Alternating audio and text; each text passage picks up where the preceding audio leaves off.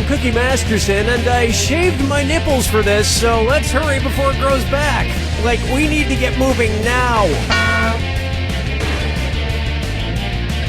Okay, I want you two to shake hands. Harder. Harder. You all take care of those screws now.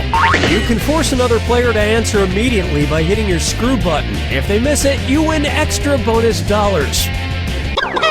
And our wrong answer of the game is sponsored by Flavored eye drops. Why let your mouth have all the fun? Flavored eye drops. Pick the wrong answer associated with our sponsor to win a fabulous prize and big cash. Okay, what are we waiting for? Get ready, time for question 1. Let's start with Eat, Pray, Die. Which of these Julia Roberts characters would Jack the Ripper have been most likely to savagely murder? Erin Brockovich, Vivian Ward, Tess Ocean, or Liz Gilbert?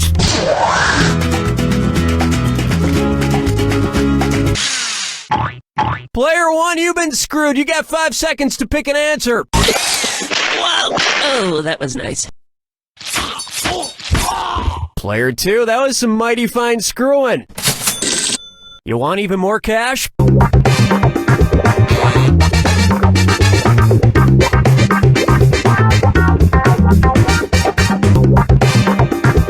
Player two, this answer is worth Ocean's 0. I so wanted you to pick this one.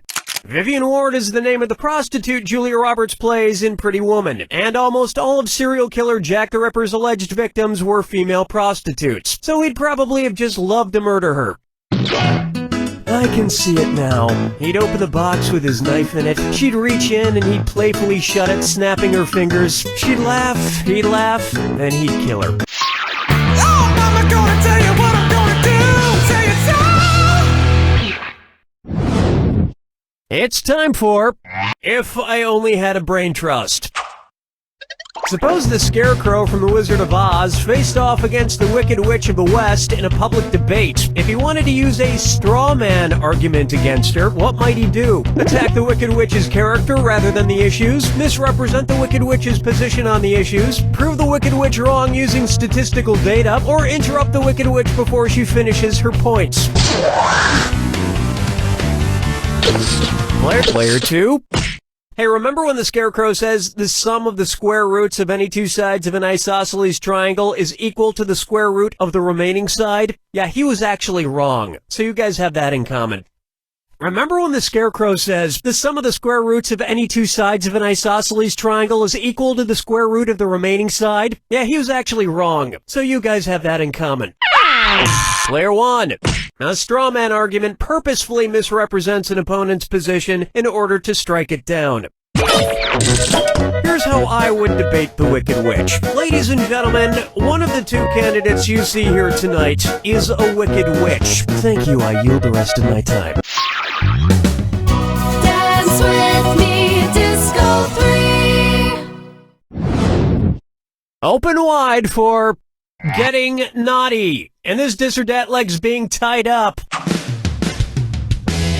Player one. Your score's looking a little thin. You take this one and try and fatten it up. I'm gonna read off 7 names, and for each one you tell me if it's the name of a necktie knot or the name of a sex position recommended by Women's Health magazine. If it's a necktie knot, press the square button. If it's a sex position, press the circle button. Player two. Lock in your answer before player one, because if player one gets it wrong and you get it right, you steal the cash. Cool, let's do it. The Half Windsor. The Valedictorian. The Prince Albert. The Trinity. The Caboose. The Chairman. The Four in Hand.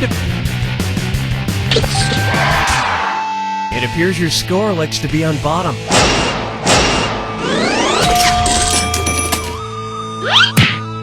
My usual sex position is also the way I usually tie a tie, alone in front of a mirror.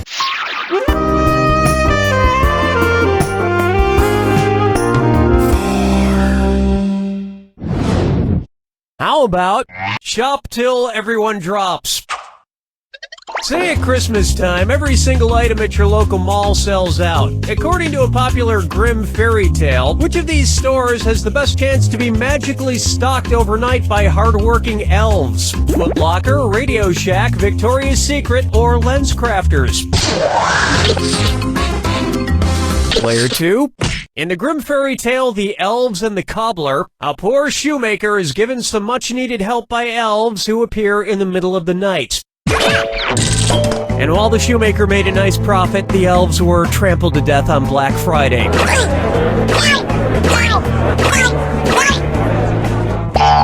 Player 1. I think your vision's blurred. But clear your eyes tastefully with these flavored eye drops. All those in flavor, say aye. This wrong answer of the game has earned you $4,000. Don't spend it all in one place.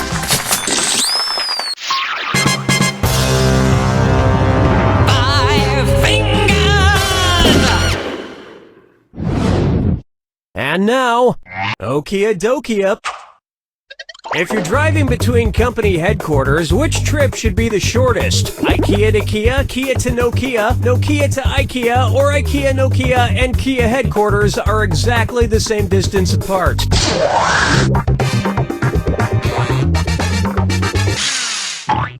Player 2, you've been screwed. You got 5 seconds.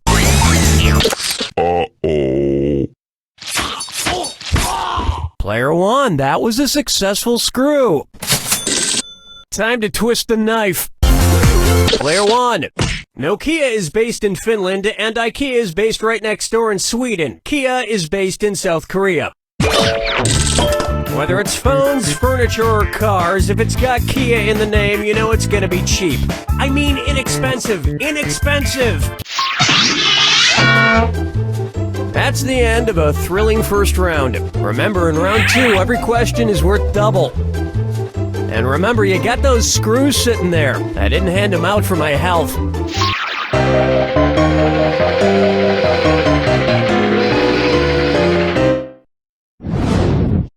Take a good look at... Muscle milk was a bad choice. Say the news team from the Anchorman films decides to run a relay race against a rival news team. If Ron Burgundy is his team's anchor, when will he run? Before Brick, Brian, and Champ? After Brick and Brian, but before Champ? Before Brian and Champ, but after Brick? Or after Brick, Brian, and Champ?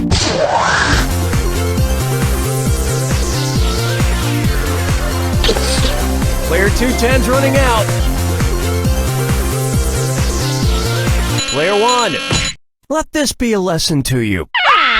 Here's what a right answer looks like.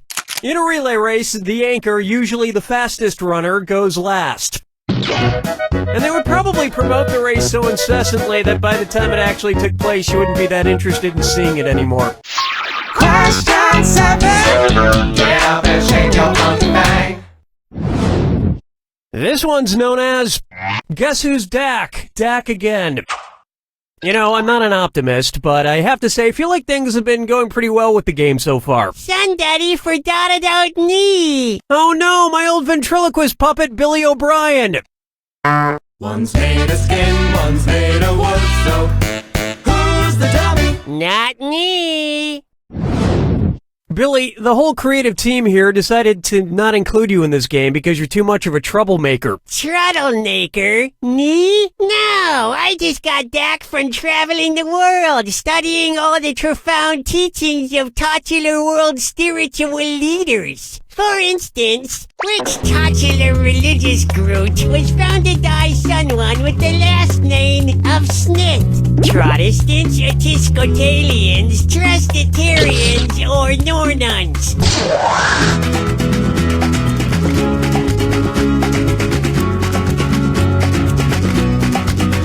Player 2.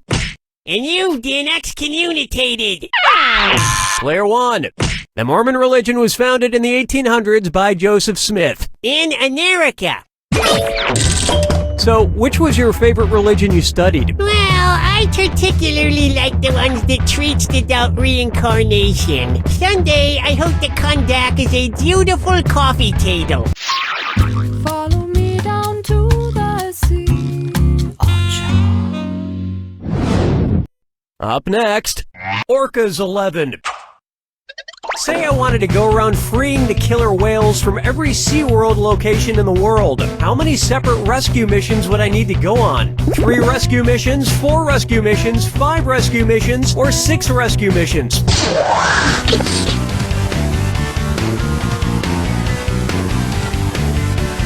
Players 1 and 2. There are 3 SeaWorlds, 1 in San Diego, 1 in San Antonio, and 1 in Orlando. So you would need to go on 3 separate rescue missions. Well, that sounds like a lot of traveling. Maybe I'll just pay that kid from Free Willy to do it. Something tells me he could use the cash.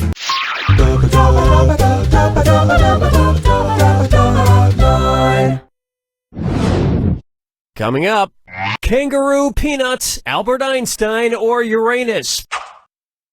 Kangaroo, peanut, Albert Einstein, or Uranus. The name of Jeff Dunham's purple-skinned puppet. Kangaroo, Peanuts, Albert Einstein, or Uranus?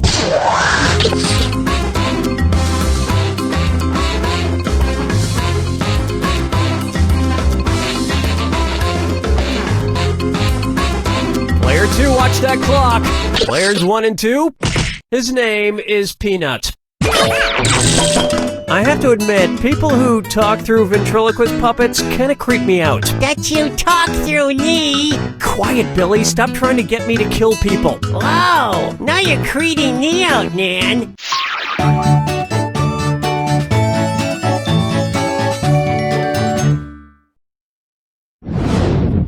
Here's a good one. The midnight run to the bathroom.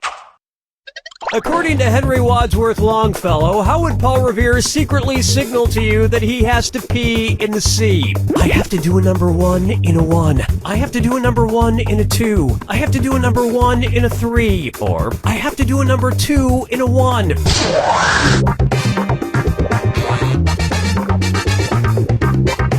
Not much time left.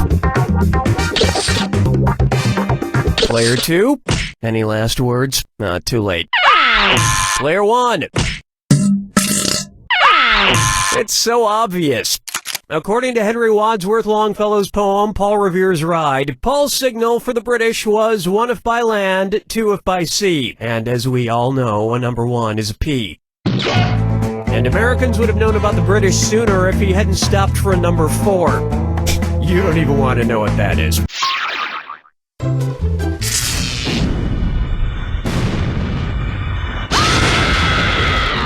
Welcome to the attack. When you see 2 clues that match, press the X button. 2,000 if you're right. 2,000 gone if you're wrong. And one more thing. Remember the clue. It's gotta be a match that fits this clue. This plus this equals that. What new thing do these combine to make? Good luck.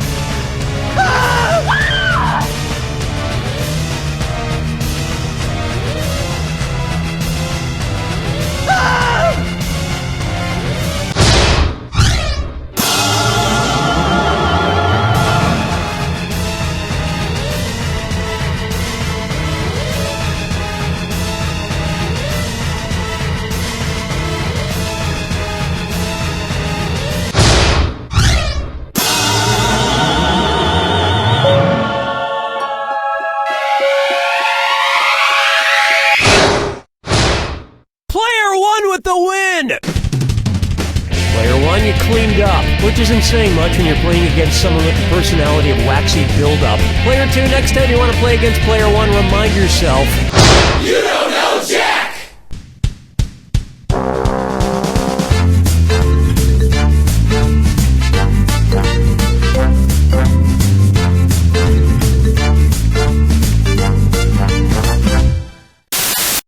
Hi, I'm John Taylor, and starting today, get a free suit at John Taylor's Suit Emporium.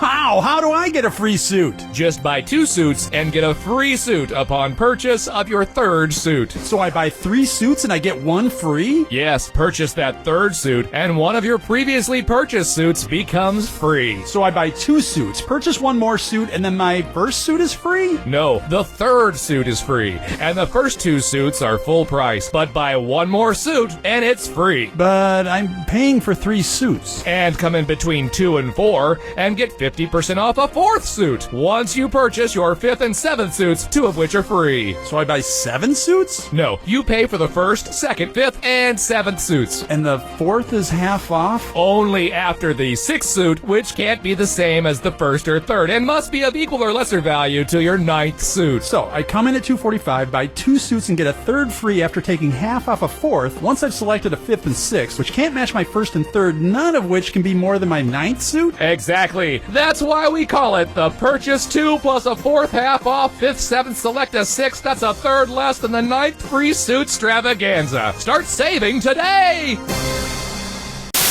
Hey kids, are your parents out of the room? Yeah! Good, because I want to talk to you about candyforgold.com. At candyforgold.com, we take all your parents' boring old gold and jewelry and send you back bags of delicious candy.